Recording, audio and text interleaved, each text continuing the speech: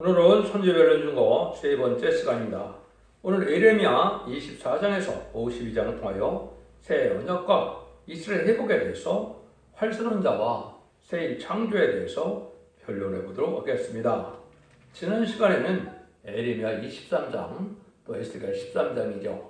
거짓 선지에 대해서 변론을 했는데요. 에레미야 23장 15절에 보면 그러는 망군의 여호와가 내가 선지자에게 이같이 말하노라. 보라 내가 그들에게 쑥을 먹이며 독한 물을 마시우리니 이는 싹이 예루살렘 선지들에게 나와서 온 땅에 퍼짐이라 하시더라. 쑥물을 먹이는 거짓 선지자가 나온다 이렇게 말씀했는데요. 이 세상의 근본적인 악의 근원은 계시록 8장 10절과 11절에 보면 어떻게 됩니까? 하늘에 떨어진 별 하나가 물샘과 강들에 떨어졌다 그랬죠. 근데 그 별의 이름은 쑥이라 이렇게 얘기했죠.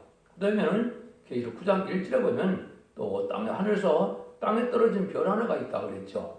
그것이 무저갱의 열쇠를 열어서 마귀가 무저갱에서 용기가 나온 것은 마귀색이 나오는 것인데 땅에 떨어진 별이 또 강에 떨어진 별이 이 세상의 악의 근본이 된다 이렇게 말씀을 드릴 수가 있는데 그것은 뭐라고 그랬습니까? 지도자를 뜻하죠. 그 지도자가 그리스도의 정교의 신학생이었던 스탈린이 온몸 불평에다가 이제 마귀가 들어가서 막스레인저와 더불어서 공산당을 일으키는 1917년 볼셰비 혁명이 일어나는 것이 이 세상에 비극이 되고 악이 된 것이다.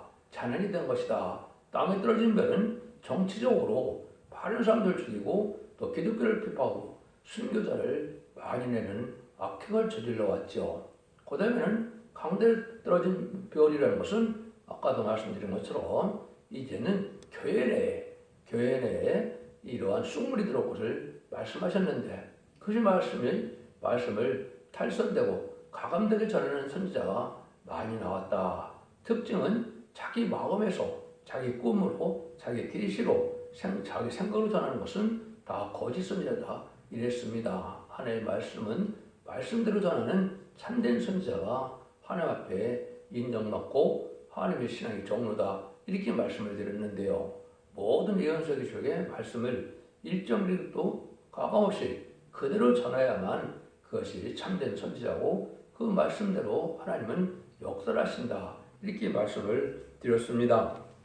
근데 24장부터는 이제 하나님께서 인간으로의 될 일을 또 말씀하시는데 결국은 하나님은 이 세상에 사랑을 베풀 때 죽으신 반상을 완전한 성도의 나라, 그리스도의 나라, 또 하나님의 나라, 참된 왕국을 이루는 것이 하나님의 사랑의 완성이다. 이렇게 말씀을 드렸습니다. 근데 그 근본은 말씀에 순종하는 것이 복받는 길이고 말씀에 순종 찾는 것이 화받는 길인데 인간 종말의 말씀은 예언의 말씀이다. 이렇게 말씀을 드릴 수가 있습니다. 그럼 24장 4절에서 10절을 보면 여호와의 말씀이 또 내게 임하여 가라사대 이스라엘의 하나님 여호와가 이같이 말하노라 내가 이곳에서 옮겨 갈대를 이 땅에 이르게 한 유다 포로를 이 좋은 무화과 같이 보아 좋게 할 것이라 내가 그들을 돌아보아 좋게 하여 다시 이 땅으로 인도하고 세우고 헐지 아니하며 심고 뽑지 아니하겠고 내가 여호와인 줄 아는 마음을 그들에게 주어서 그들로 전심으로 내게 돌아오게 하리니 그들은 내 백성이 되겠고 나는 그들의 하나님이 되리라 이렇게 말씀하시는데 하나님은 불순종하면 칼과 기인과 연병으로 망하게 하는데 순종하는 자들은 하나님이 절대적으로 보호해 줘서 망하지 않게 하고 하나님의 친히 백성을 다스리는 하나님이 되어주신다 이렇게 말씀하는데요. 근데 극히 좋은 무화과가 있고 극히 악한 무화과가 있다 이렇게 말씀하는데 하나님께서는 말씀에 순종하는 백성들은 극히 좋은 무화과나무라 이렇게 무화과라고 표현을 하시고 순종치 않는 데는 극히 악한 무화과라 이렇게 표현하시는데 이것은 여러분들이 잘 생각해 보셔야 됩니다. 바벨론 풀에 잡혀가는 것도 인간적으로는 너무나 순종치 어려운 거죠. 그렇지만은 바벨론 풀에 잡혀가는 것이 하나님의 말씀에 순종하는 것이고 그것이 극히 좋은 무화과가 되는 겁니다. 또 바벨론 포로 70년 입장에서 다시 들어와서 이스라엘 회복시키고 성전을 복구하는 것은 또 고난의 길이죠. 그런데 하나님께서는 그 말씀에 순종해서 와서 하나님의 뜻에 순종하는 자들을 극히 좋은 무화과라 이렇게 표현하는 겁니다. 근데 반대로 바벨론 포로에 들어갈 때도 가기 싫다고 안 가는 자들이 있고 또 바벨론 포로에서 나오라고 할 때도 안 나오는 자들이 있죠. 이런 자들이 극히 악한 무화과에서 버림을 받게 된다 이렇게 말씀하는 겁니다. 이 시대에도 하나님의 말씀 앞에 순종하고 특별히 예언의 말씀에 순종하는 자들을 극히 좋은 무화과같이 여겨서 하나님이 아끼게 되고 이 말씀에 순종자들은 극히 악한 무화과로 여겨서 그것은 금방 썩게 되죠. 여름 실간인가? 그래서 결국은 망하게 된다. 이걸 우리에게 주는 교훈이다. 이렇게 볼 수가 있는 겁니다. 그래서 성도라는 것은 많은 시련과 연단과 고난이 있다 해도 제 앞에 순종하는 것이 참된 성도의 길이고 아무리 부경을 하고 세상적으로 형통한다 하더라도 진리 앞에 순종하는 것이 없다면 그것은 참된 기독교인이고 참된 성도라고 참된 종이라고 볼 수가 없다는 것을 여기 말씀하신 것이다. 이렇게 말씀을 드릴 수가 있는 겁니다. 그래서 지금도 마태복음 15장, 13장이나 마태복음 25장에 보면 주님이 다시 오실 때 뭐라 그럽니까? 빌과 가라지를 가를 것이다. 좋은 물고기와 나쁜 물고기를 골라낼 것이다. 이렇게 얘기했죠. 그 다음에는 양과 염소를 갈라낼 것이다. 이렇게 얘기했죠. 양은 오른편에, 염소는 왼편에. 지금은 양과 염소가 섞여 있는데 주님이 다시 오실 때는 풀갑을 가려낼 수밖에 없다. 이 말이죠. 이것이 심판대인데 그 심판대가 바로 마지막 하늘에 천삼년 만에 알곡을 모는 역사가 곧 나타나게 된다. 이렇게 말씀을 드렸습니다. 그러니까 여러분들이 이제 이런 말씀을 통하여 이제는 하나님의 정한 때가 있음을 우리에게 알려주는데요. 그러면 이제 에레미야 29장 9절과 그래서 19절을 보시면 이렇게 또 말씀하시죠. 그래서 에레미야를 통해서 우리에게 말씀하시는 것은 전심으로 나를 찾고 찾으면 나를 만나리라 이런 말씀을 하시죠. 그런데 칼과 기근과 연병으로 멸망시키는 순종자들 보랄 때가 오는데 이것은 바벨론 70년으로 정했다 이렇게 말씀하시죠. 그런데 이것을 지금 와서 생각해보면 바벨론 70년이 한국에 적용된다면 제가 지금까지는 1948년 9월 9일에 북한 정부 수립으로 봤는데 지금 다시 생각하니까요. 1954년 7월 27일 수전협정으로 봐야 맞는 것 같습니다. 그때부터 완전히 공산당의 북한 정권과 남한의 자유당 정권이 아주 갈라지는 역사가 있었죠. 그래서 자유가 없는 시절이 왔는데 그것을 바벨론 포로 70년을 이제 계산한다면 금년 2023년 7월 27일이 되겠죠. 그러니까 바벨론 포로가 70년이 찼으니까 북방 짐승 정권에 심하는 기독교인들, 양떼들을 구원할 때가 왔다. 이렇게 보시는 것이 제가 보기에는 합당하다. 이렇게 볼 수가 있는 겁니다. 그래서 이런 일들이 이제 여러 군데서 여러분이 말씀하는 걸 볼 수가 있죠. 스가랴 1장 12절에 보면 여호와의 사자가 응하여 가로되 만군의 여호와여 여호와께서 언제까지 예루살렘과 유다와 성읍들을 긍휼히 여기지 아니하시려나이까 이를 노하신 지가 70년이 되었나이다. 70년을 얘기했죠. 이것은 과거 이스라엘 말기에 대한 70년도 해당이 되는 거지만은 이것은 지금으로 봤을 때는 선주권 한국에 해당이 된다. 이렇게 볼 수 있으면 그때도 남유다와 북이스라엘이 나눠진 것처럼 지금도 남한과 북한이 나눠져 있죠. 그래서 북한이 바로 사마리아 땅이 돼서 바벨론 포로처럼 또 이제 공산당의 포로처럼 된 시절이 왔는데 그것이 70년이 찼다. 이렇게 볼 수 있는 겁니다. 그래서 이런 것들을 통해서 주님께서 말씀하신 것 중에도 무화과나무 비유를 통해서 한국에 대한 일이라는 것을 분명히 제가 말씀을 드렸죠. 마태복음 20장 19절에 보면 무화과나무를 저주한 것은 이스라엘 백성들이 성경대로 예언들은 예수님을 영접하지 아니할 것을 상징해서 무화과나무를 저주하니까 말려서 영원히 열매를 맺지 못하도록 하는 주님께서 저주를 하셨죠. 그냥 열매를 맺지 못하는 것도 아니고 영원히 열매를 맺지 못한다 이렇게 했겠죠. 그런데 그것이 마태복음 24장에서 인간 청문회 대제를 자세히 말씀하셨는데 그 말씀이 제가 20세기에 다 성취가 됐다 그랬죠. 그런데 32절, 33절에 보시면 무화과나무를 비유를 배우라. 그 가지가 연어지고 이스라엘가 내면 여름에 갖고 온 줄 아나니 이와 같이 너희의 이 모든 일을 보거든 인자가 가까이 곧 문 앞에 이른 줄 알라 그랬죠. 입으로 본다면 문 앞에 이른 줄 알라. 이것은 재림의 때가 가깝다 이 말이죠. 근데 저주받던 무화과나무가 다시 나오는 때가 있다 이 말이죠. 이것이 1948년 5월 14일에 이스라엘이 건국되고 1948년 8월 10월에 한국이 건국됐는데 이것이 바로 이제 건축자의 머릿돌이 보통의 뜰의 머릿돌이 되었다니 한 말씀대로 재림들을 영접할 선지국가가 한국으로 세워진 것이다 이렇게 말씀하셨죠. 근데 그 말씀을 하시면서 주님은 뭐라 그럽니까? 내가 진실로 너에게 이르노니 이 세대가 지나기 전에 이 일이 다 이루리라. 천지는 없어지겠으나 내 말은 없어지지 아니하리라. 그래서 이 세대는 다 이루어진다. 그래서 1948년을 기준으로 말씀을 하면 이제 10편, 90편, 10절에 보면 인간 종말이 되었을 때 너희 연수가 70이요 강건하면 80이라. 인간 종말에 7, 80을 살 것을 말씀한 것이죠. 7, 80살대가 오래됐나요? 아니지요.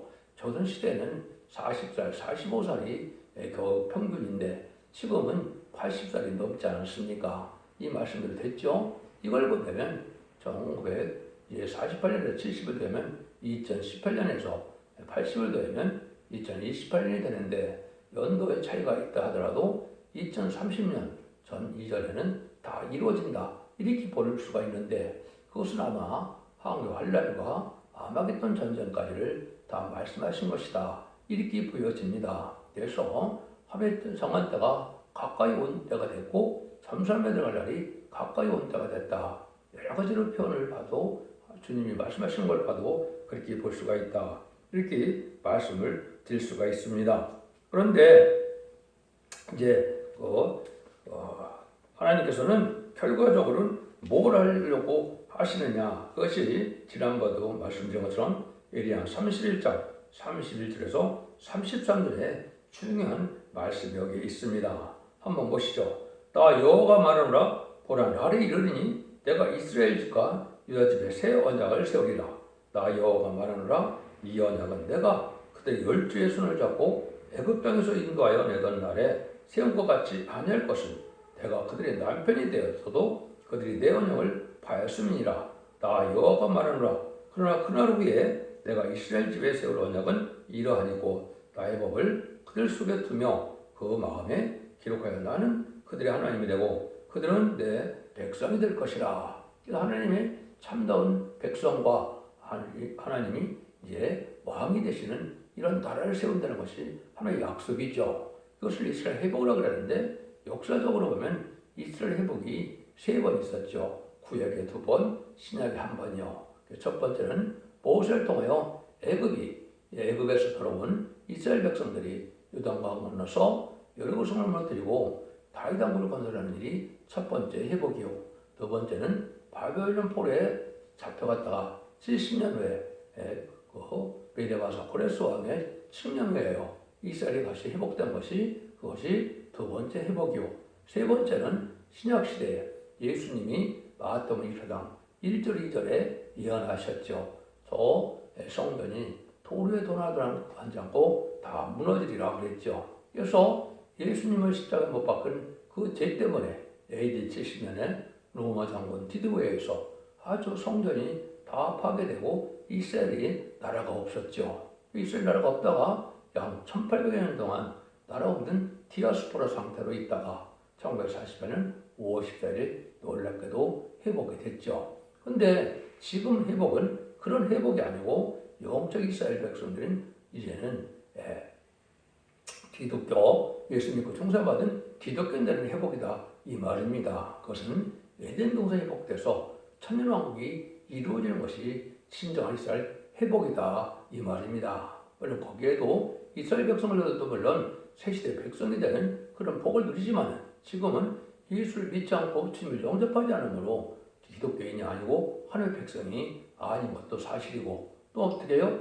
하나님의 사명을 할 수 있는 이러한 백성과 종도 아니죠. 예수 믿고 충성하셔서 성령을 받아야 하나님의 일을 할 수 있고 하나님의 백성이죠. 그걸 여러분들 이걸 정확히 깨달을 필요가 있다 이 말입니다. 그런데 그때 하나님께서 또 하시는 말씀이 있습니다. 그래서 그때도 하나님께서는 이러한 모든 것들을 회복시켜서 하나님 앞에 영광을 돌리게 하기 위해서 인간 정말에 많은 것을 우리에게 알려줄 때가 올 것을 말씀하셨는데요. 그 33장 2절 3절에 보면 이를 행하는 여호와 그것을 지어 성취하는 여호와 그 이름을 여호와라 하는 자가 이같이 이르리라. 너는 내게 부르짖으라. 내가 내게 응답하겠고 네가 알지 못하고 크고 비밀한 일을 내게 보이리라. 이렇게 얘기했죠. 이것은 이제 인간 생활에 죽지 않고 새 시작하고 주약과 별의 성찬하여 이제는 천일왕국의 축복을 누리는 말세 보배의 비밀을 다 알려주는 때가 오는데 이것이 바로 인간 정벌이고 기독교 정벌이다. 이렇게 볼 수가 있는 겁니다. 이스라엘 백성들이 이제 회복될 것도 이제 말씀을 해서 누가 그 얘기를 했습니까? 사도 바울이 로마서 11장 25절에 보면 뭐라고 그럽니까? 이제는 이스라엘 백성들에게 너희가 이 비밀을 알지 못하기를 내가 원치 않으니 이방인의 충만한 수가 차기까지 너희는 더러 완악하리라 그랬죠. 이방인의 충만한 수가 차는 것은 이제 인반이 시간 4천 명이 차게 되는데 전삼년반 37개월 동안 다 차게 되죠. 그러면 스가랴 12장 10절 이하에 은총과 강건한 심령을 준다고 그랬거든요.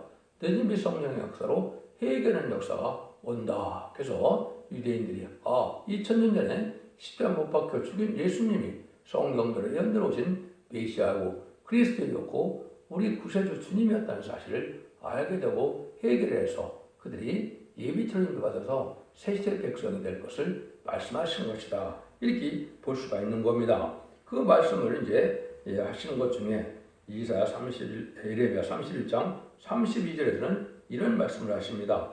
폐역간들아 네가 어느 때까지 방황하겠느냐? 여호와가 새 일을 창조하나니 곧 여자가 남자를 안으리라. 이랬죠. 폐역한 딸이라. 이거는 하나님 앞에 말씀에 순종차는 자를 뜻했죠. 근데 이때 하나님이 뭐라 합니까? 새 일을 창조하는데 여자가 남자를 안으리라. 이게 참 난의 기절이라고 생각을 했는데 이거는 실질적으로 어떻게 응합니까? 성경에서 이제 남자는 이 대표를 뜻하는데 이것이 기록 12장 1절에서 5절에 보면 해를 입은 여자가 해생수로다가 장자 철장으로 마음을 다스릴 남자아이를 낳는다 그랬죠. 그 여자가 바로 여기서 말하는 여자가 되죠. 여자가 남자를 낳으니까 아들을 낳았다 이 말이죠.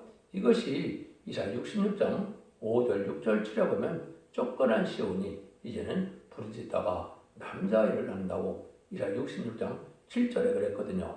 그것이 바로 성취된 것은 인간론의 말세의 시대의 사명자가 나타난 것을 보여준 것이죠. 이스라엘 백성들 애굽에서 구할 때도 어떻게 시작을 했습니까? 모세를 태어나게 해서 갈대 상자에 나일강 버리는 일이 바로 하나님이 이스라엘 백성을 구원하는 역사의 시작이었죠. 그래서 인간 정말에도 철장된 아이가 나는 것이 인간 정말의 역사를 일으키는 것이고 이것이 인간 정말에 쓰임받을 동방 땅끝에서 나오는 동방 땅끝의 사명자다. 이렇게 볼 수가 있는 겁니다. 이런 일들을 하실 것을 말씀하시는데 그것을 갖다가 새 일을 창조한다. 그래서 새 일은 제가 성경에 5번이 나온다고 강조를 했는데 새 일은 결과적으로 성경적으로는 세상을 심판하고 에덴을 회복시켜주는 일이 그것이 새 일인 겁니다. 이런 일들은 사명자가 이 땅에 나옴으로 시작이 된다. 이렇게 보시면 정확히 깨달았다. 이렇게 볼 수가 있는 것입니다. 그래서 그 여자와 이제 관계는 창세기부터 말씀이 나오죠. 창세기 3장 15절에 내가 너를 여자와 원수가 되고 너의 후손도 여자의 후손과 원수가 되게 되니 여자의 후손은 네 머리를 상하게 할 것이요 그는 너의 발꿈치를 상하게 할 것이라 하시고 이렇게 했죠. 또 결국은 예수님이 남편 없는 이제 아이로 이 땅에 오셔서 구세주가 되므로 세상을 구원하는 역사로 이 말씀이 성취되면서 이것이 결국 인간 정말에는 새로운 사명자가 나타나서 이제는 재림의 주를 영접할 신앙 준비를 하는 것이 하나의 역사인데 그 일들을 하는 과정을 여기 말씀하는데 그 일들을 예레미야에서는 중요한 말씀이 또한 등장을 합니다. 예레미야 50장 29절 32절입니다.